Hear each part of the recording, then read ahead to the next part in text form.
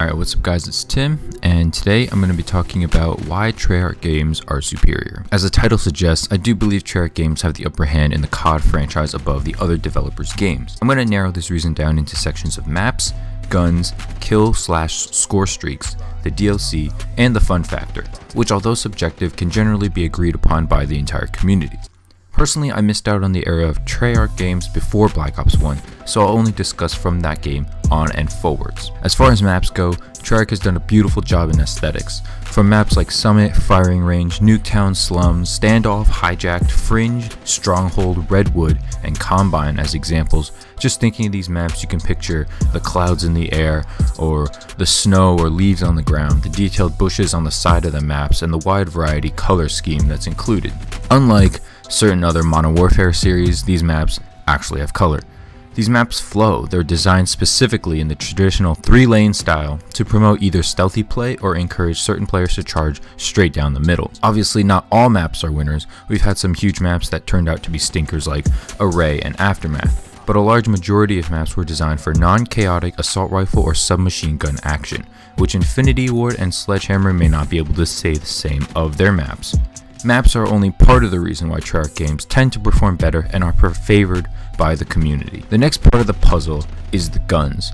Now, Treyarch isn't much superior to other titles in this aspect, but in Black Ops 2, let's take it especially, I was very impressed with the gun variety options. As you'll recall, in the point system offered, everything was worth the same, from a primary gun to a shock charge to a secondary pistol. Because of this, I think Treyarch wanted to encourage players to use different guns out of their comfort range, like LMGs or pistols. And with the diamond camo incentive included as well, I feel like that was a fair guess. Some notable guns we all recall, like the Galil, the AK-47, the 74U, the MSMC, the AN-94, the Ballista, the KN-44, and even the Razorback, are all guns that felt comfortable in our hands as we tore up our enemies. Now, don't get me wrong, the Modern Warfare series did have fun weapons as well, but in my opinion there was a harder choice generally in Treyarch games on which weapon to select for each map and game mode.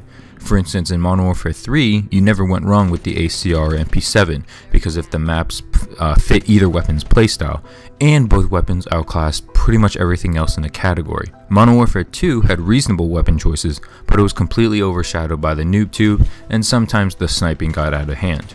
I don't really want to talk about Ghost though. Treyarch's DLC was always a little bonus because on top of the 4 multiplayer maps given, we also received a new zombies experience every time. Regardless of zombies, many DLC maps proved to be fun and memorable, like Grind and some remasters that were featured in Black Ops 3. The most subjective part of this commentary is going to be the fun factor. Was the fun factor there in every Call of Duty Treyarch game? Maybe.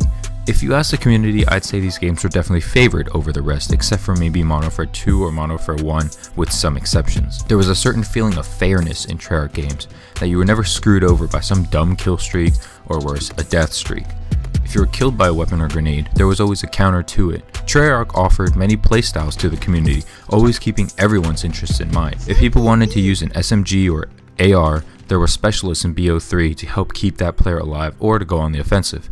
If people wanted to camp in Black Ops 2, there were plenty of options of lethals and tacticals to help them with that. And of course, if people wanted to snipe in Black Ops 1, they had to actually be good. Now, you don't have to agree with me on these points, but I think it's important to have a discussion on why you enjoy the things you enjoy and why you think things are superior than things that you think are not as superior, and actually be able to quantify them.